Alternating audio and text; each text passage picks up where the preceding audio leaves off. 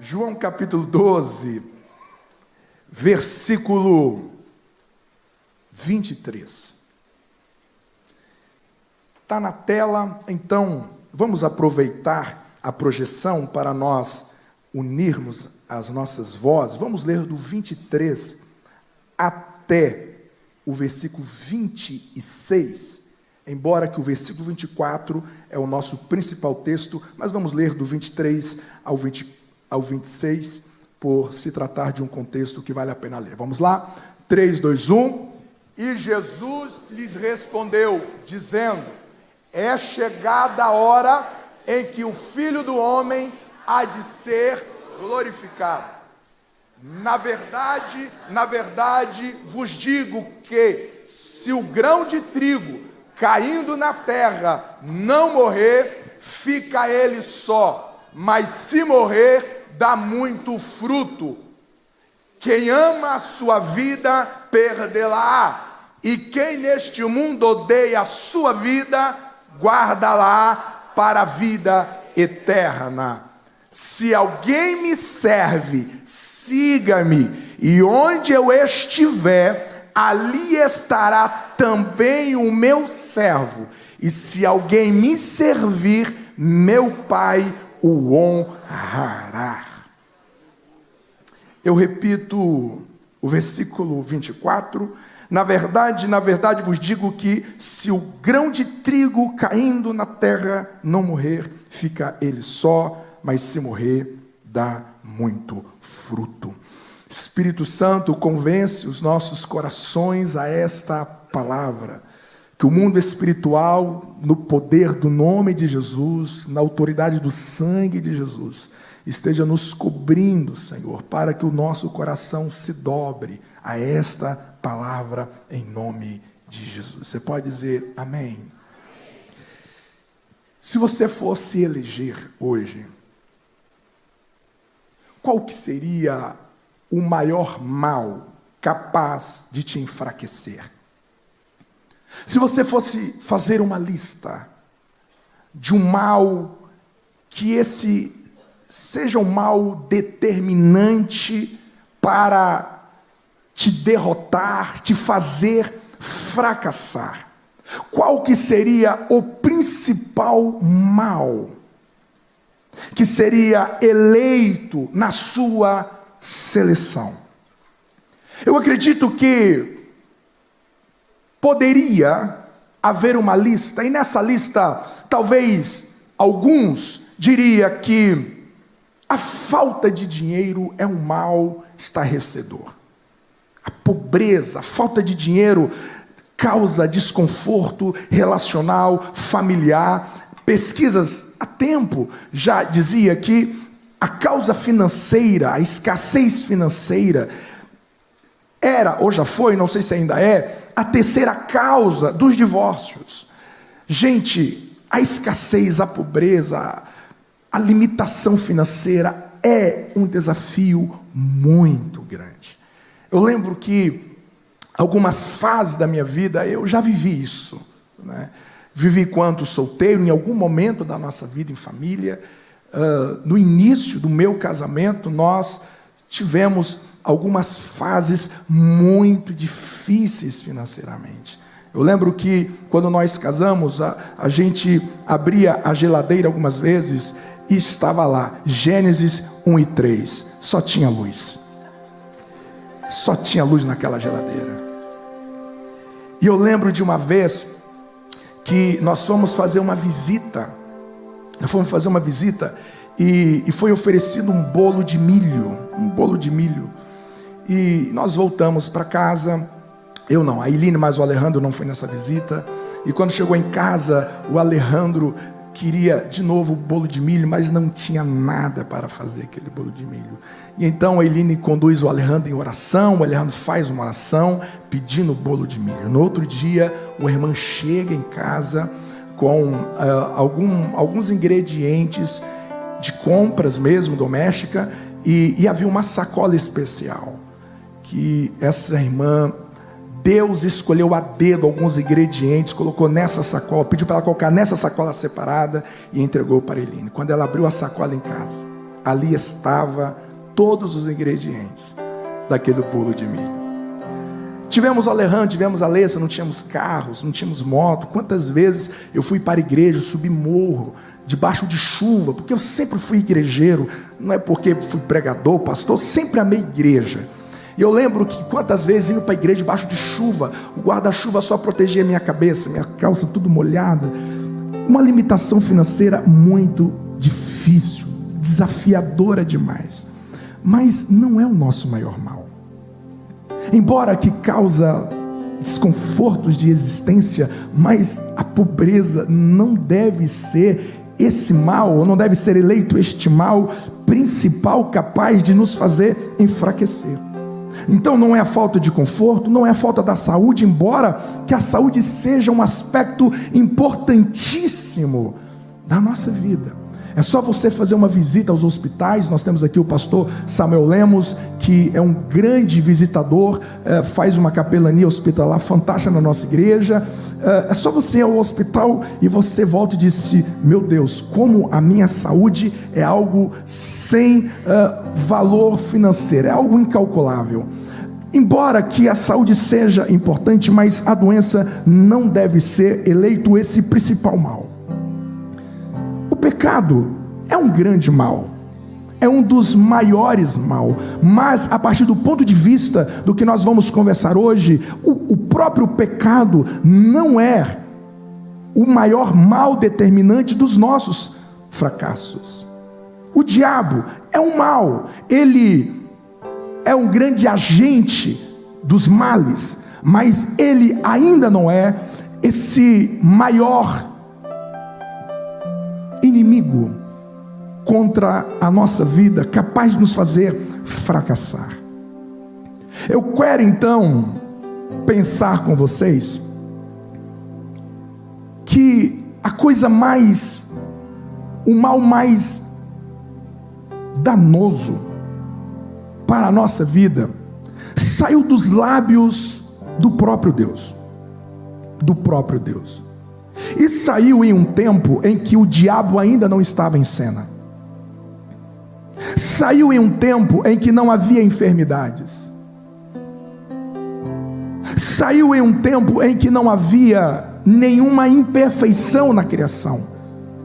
E então o próprio Deus chega para Adão, no capítulo 2 está escrito de Gênesis. Deus olha para o homem e diz: não é bom que você esteja só. Ele não estava falando de demônio, ele não estava falando de nenhum caos existencial na criação. Ele estava falando de um mal que ameaçava o homem antes do pecado. Eu quero deixar isso muito claro, com duas observações. Uma, vou reiterar: ele está falando de um mal antes do pecado entrar. Ele está falando de um mal chamada solidão. E o que é mais escandaloso no texto é que Adão, ele tinha o próprio Deus. O próprio Deus chama Adão de sozinho, sendo que ele estava lá.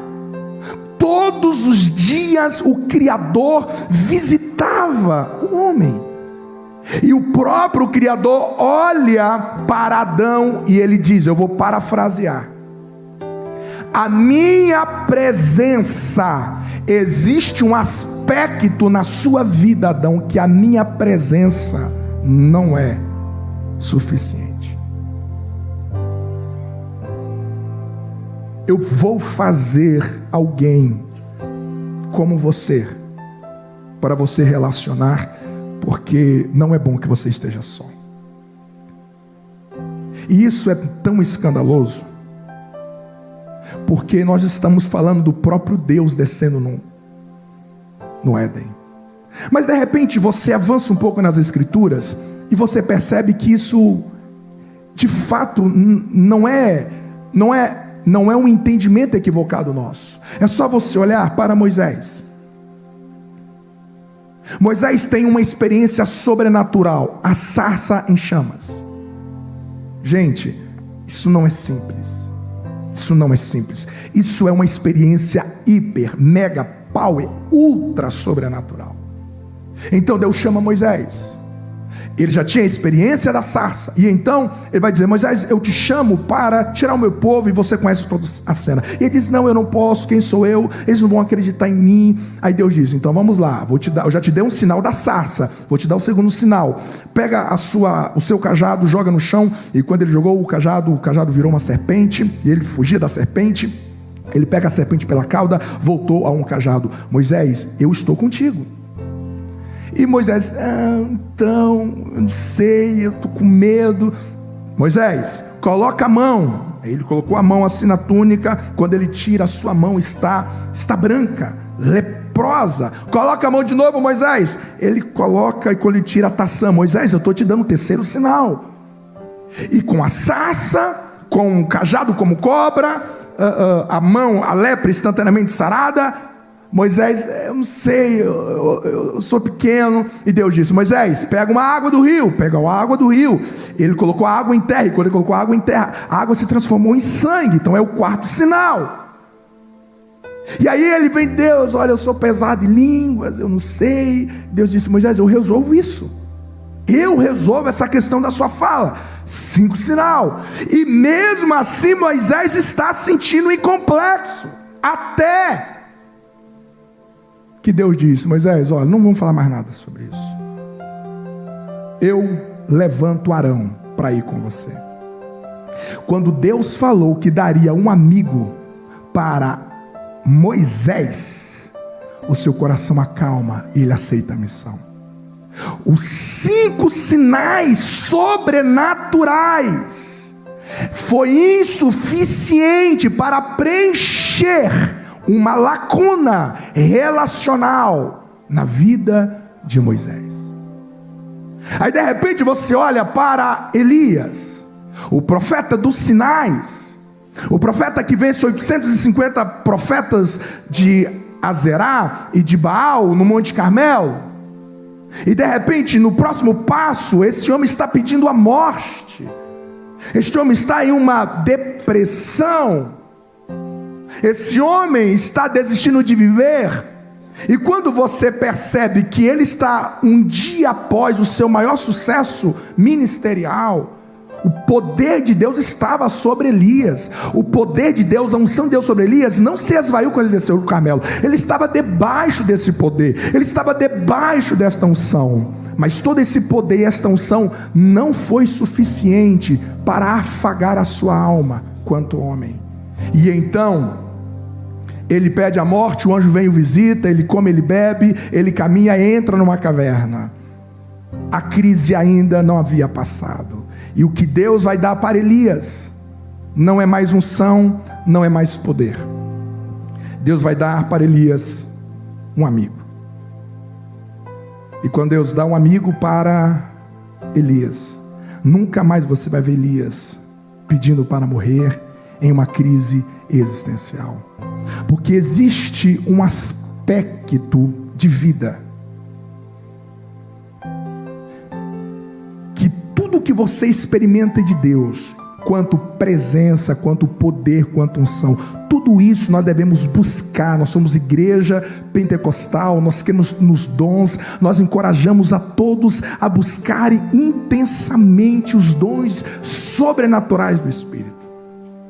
No entanto, existe um lugar na sua vida que tudo isso não será suficiente. Cristo é suficiente para você ser salvo.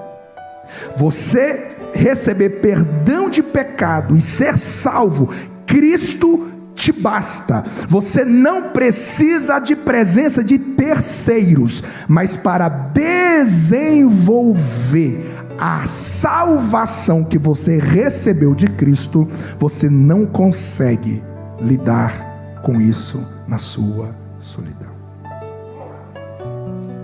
De maneira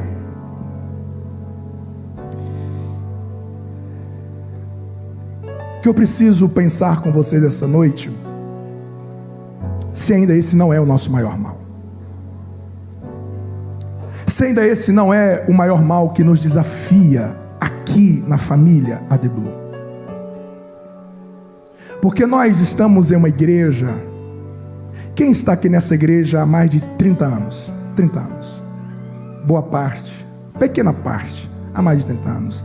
30 anos atrás, pega a fotografia dessa igreja interna de 30 anos para cá. Mudou alguma coisa? Radicalmente tudo. Nós ganhamos conforto, nós ganhamos um ambiente mais aconchegante, e tudo isso foi um alto investimento. Investimento para quê? Investimento para você vir ouvir uma boa pregação? Não. Porque você tem acesso às melhores pregações do mundo pela rede social.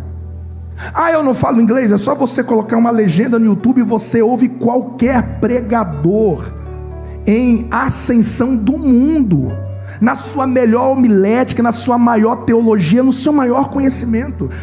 Esse lugar não é para você ouvir a melhor pregação, o melhor louvor, música, embora que nós temos excelentes músicos, mas você tem acesso a outras bandas, a outros louvores ao redor do mundo, que estão em ascensão, em evidência mundial.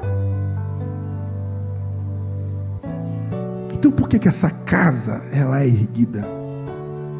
Essa casa é erguida para que os irmãos se encontrassem nela. Essa casa é erguida para que você pudesse viver em família e em amigos.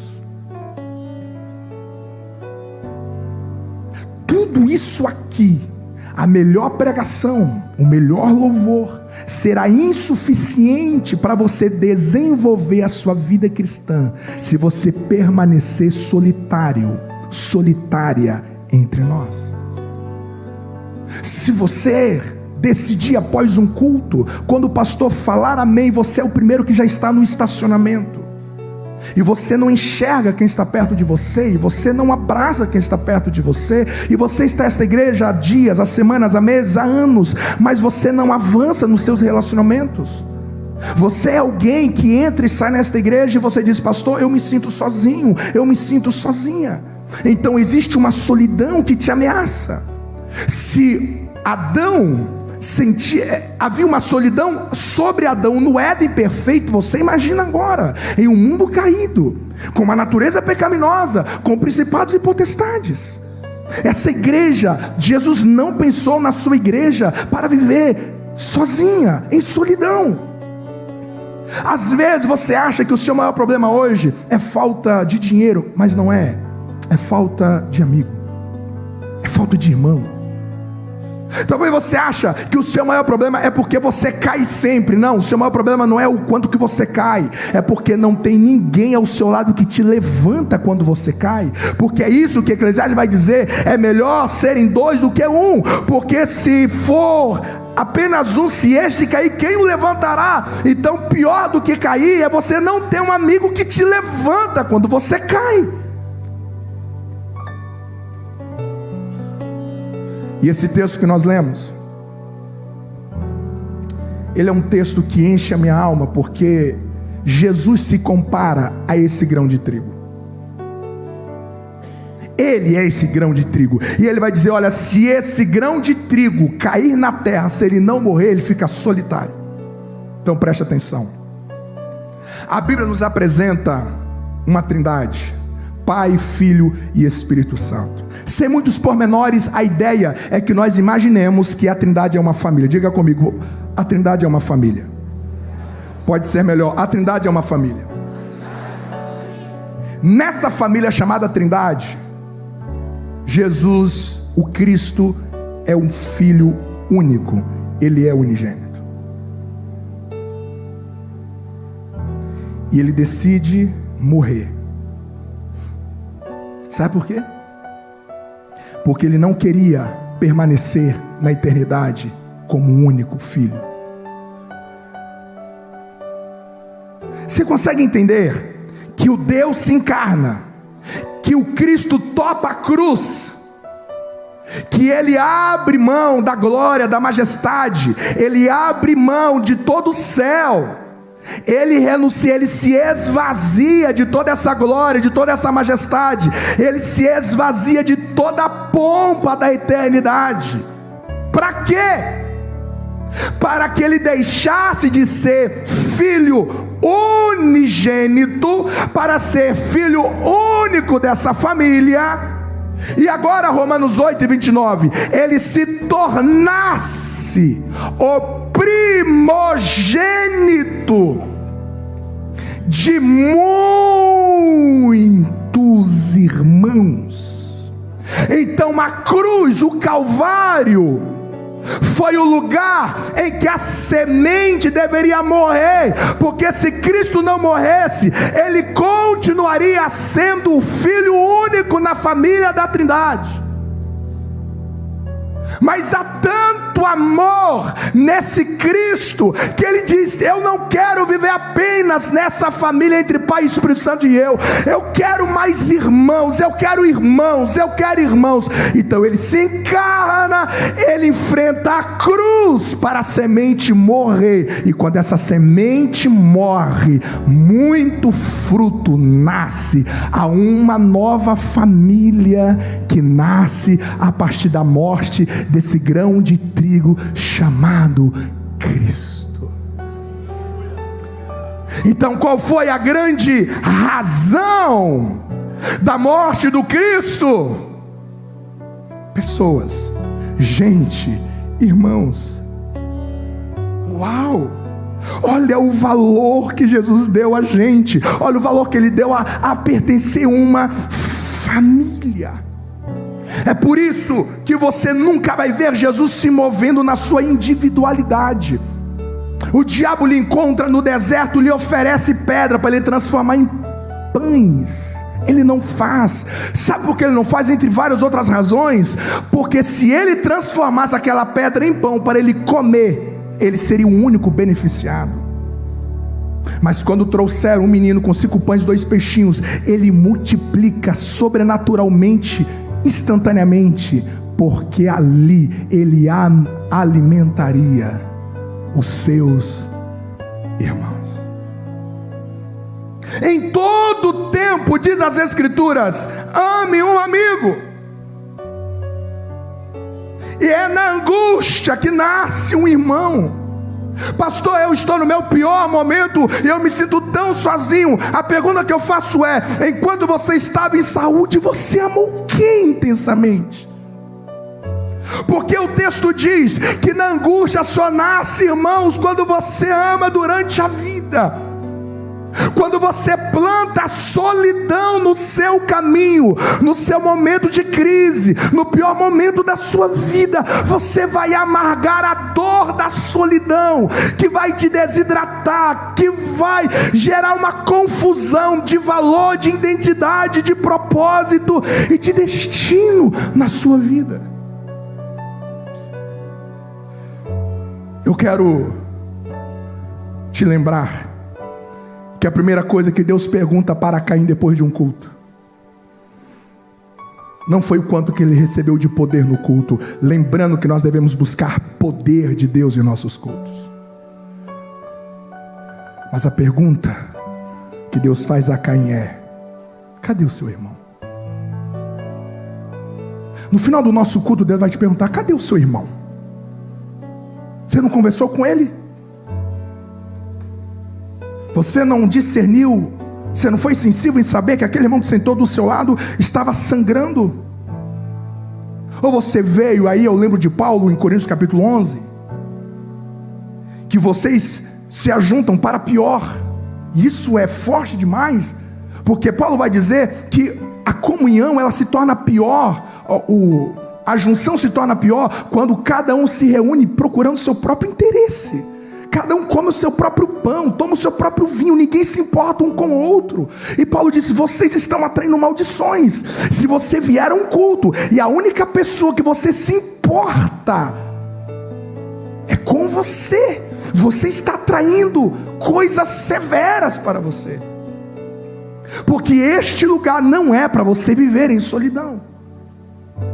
Eu quero dizer bem alto: Deus se importa com a hospitalidade. Não se esqueçam da hospitalidade. Foi praticando-a que, sem saber, alguns acolheram anjos. Hebreus capítulo 13, versículo 2.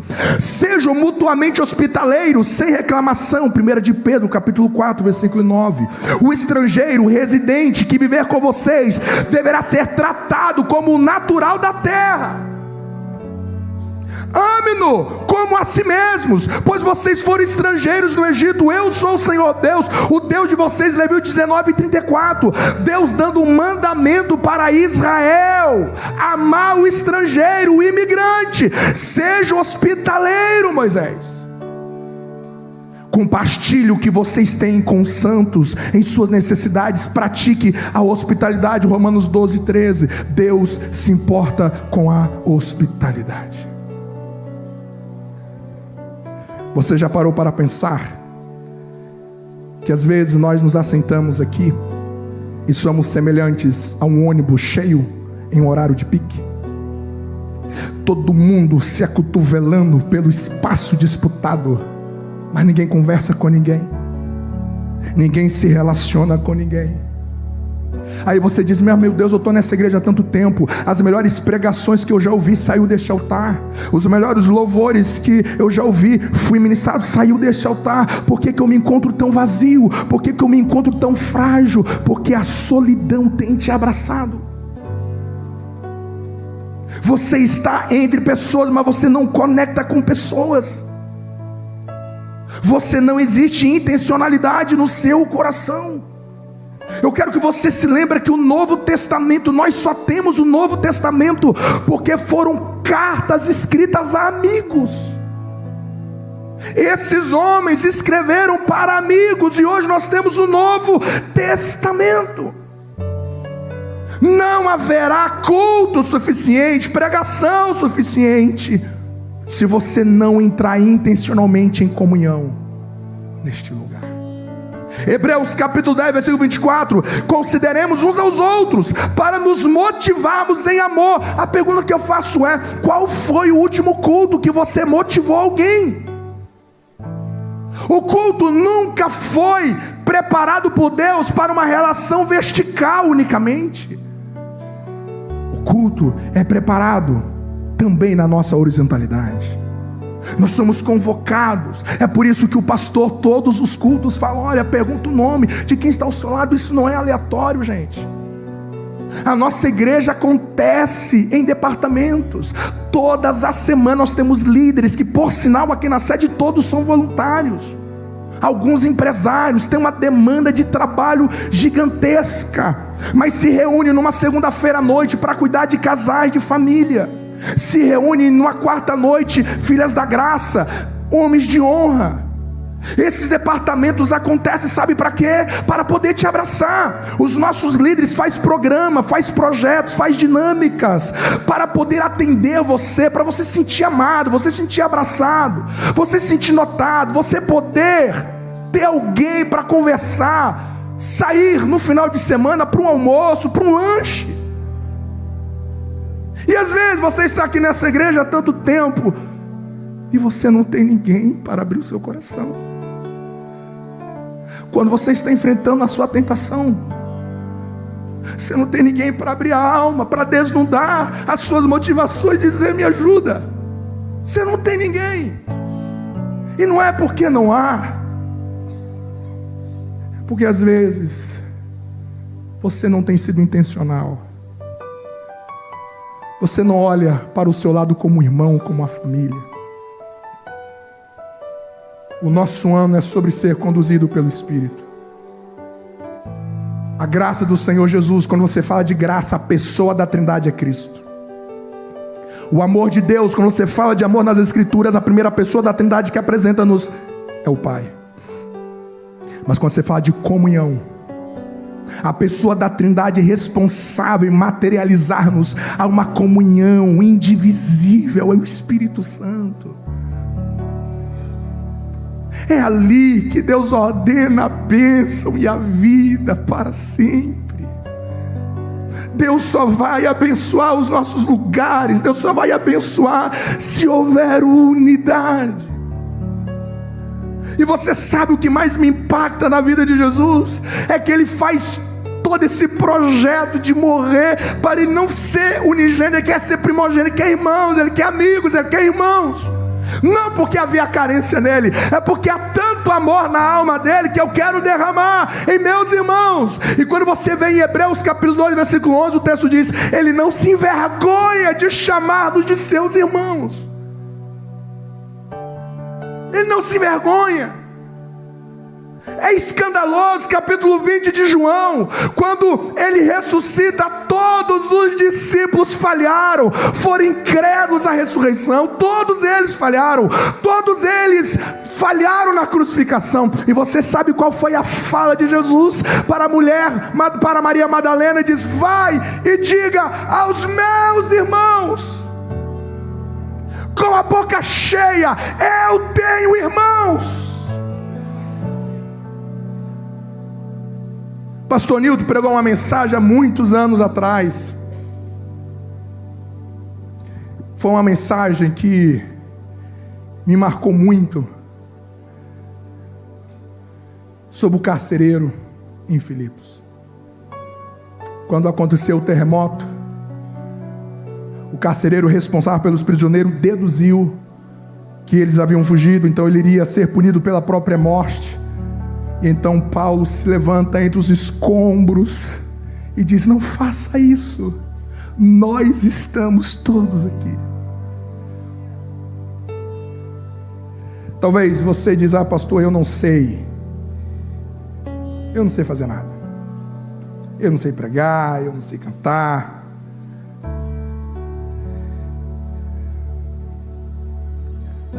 Mas você tem abraço.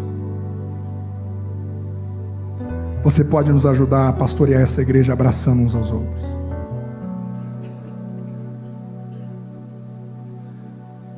Quantos irmãos que já saíram da sede porque ficaram 1, 2, 3, 4 meses e não conseguiu se envolver? Eu não estou dizendo que são todos vítimas, não estou dizendo isso.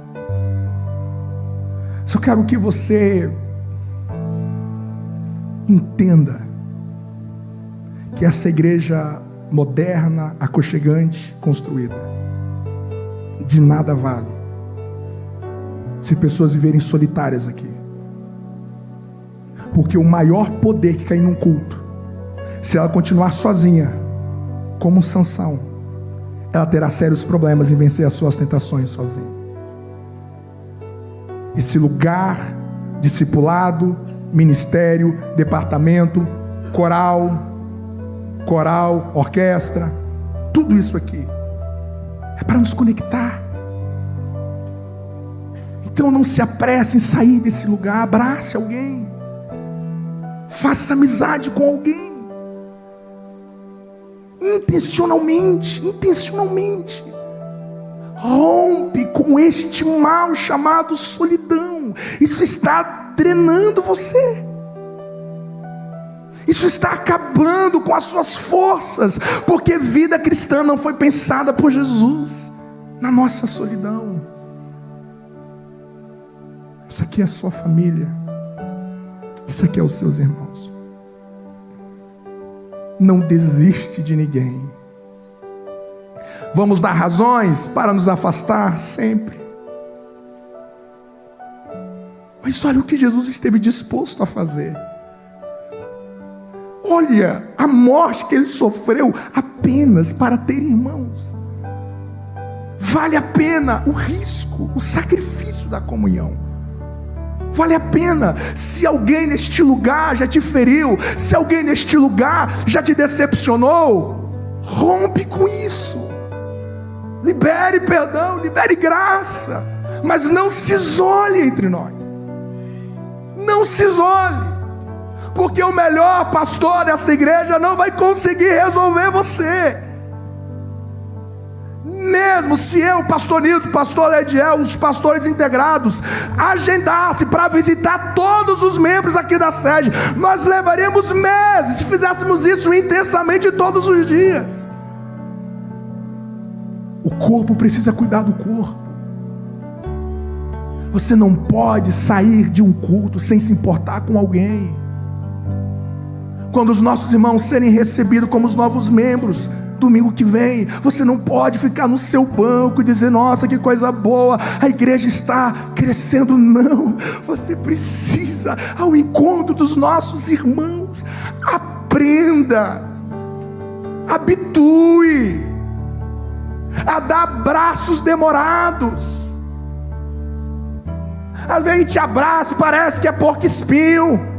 Não, vai lá, abraça de frente, sinta o calor. Um abraço, eu poderia trazer dados científicos, mas um abraço, um calor humano é capaz de trazer um consolo, um conforto para uma alma que 1000 palavras não consegue traduzir.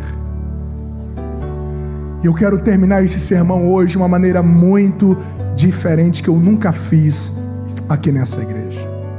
Com a permissão do nosso pastor, ficamos em pé.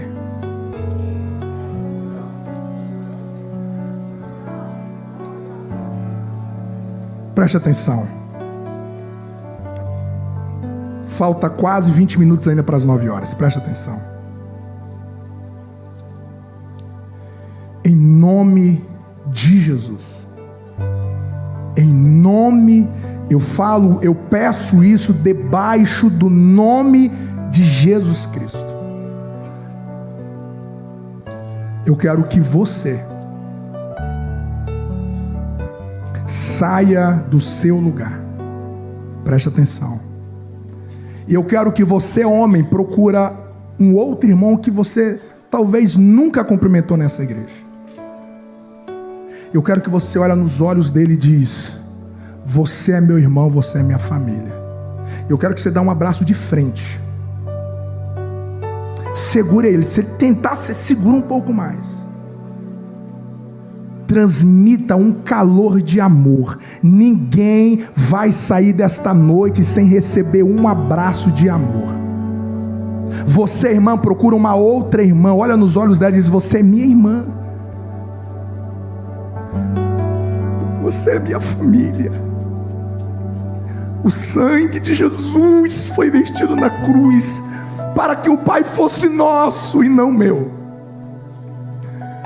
Se nós continuarmos celebrando ceias na nossa solidão, isso vai nos trazer ruínas. O sacrifício, a cruz, a ressurreição é para que você olhasse para alguém hoje e dissesse: você é meu irmão, nós somos da mesma família. Vamos nos espinhar, vamos nos estranhar, às vezes no estacionamento, mas você é meu irmão, eu não largo você, você é minha família. E quando eu estiver na minha pior dor, você será ainda mais o meu irmão. Então, ao receber o abraço desse irmão, você estará recebendo um abraço de Deus, porque Deus nos abraça através da sua família. Eu quero que você faça isso com 1, com 2, com 3, com 4, com 5. Faça isso com o máximo de pessoas possíveis. Enquanto a adoração estará, eu quero que você saia do seu lugar agora em nome de Jesus. Quebre essa barreira da solidão e abrace alguém e diga: você é meu irmão, eu sou a sua família. Você é meu irmão, eu sou a sua família.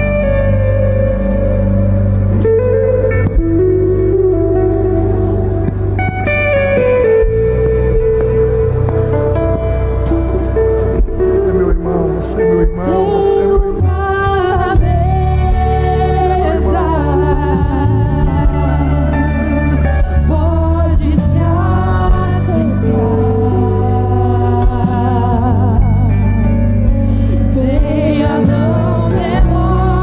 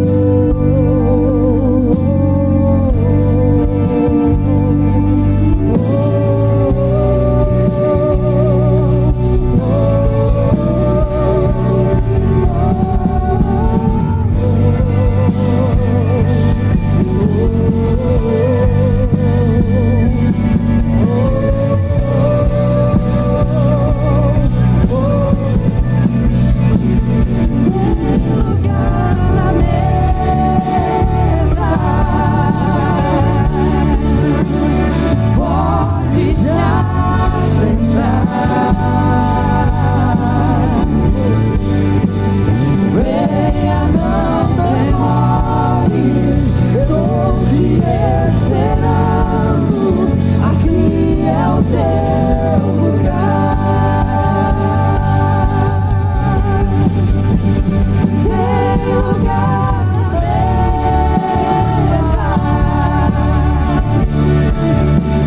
pode se assentar. Venha, não demore, estou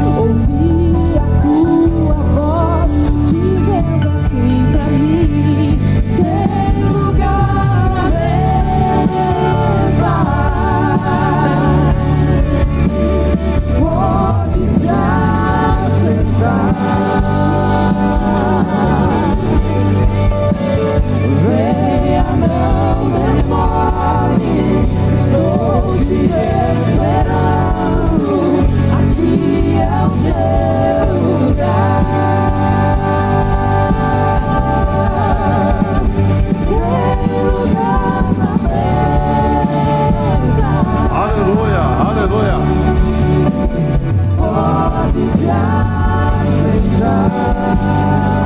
Aqui é o teu lugar, aqui é lugar de comunhão, aqui é lugar de Deus renovar as suas forças, aqui é lugar de você ser abençoado, aqui é lugar de comunhão, aqui é lugar de você ser renovado, aqui é lugar das suas forças serem renovadas, aqui é lugar da solidão cair por terra. Você não pode sair de um culto com solidão na alma, no espírito e na tua vida.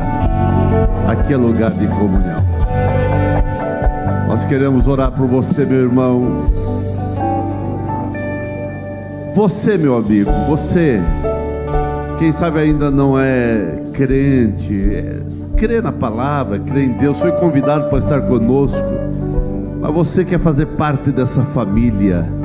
Deus está dizendo para você: filho meu, filha minha, dai-me o teu coração. Você precisa dar o teu coração para Jesus. Você precisa sentir essa paz, essa comunhão, essa convicção, essa certeza de vida eterna.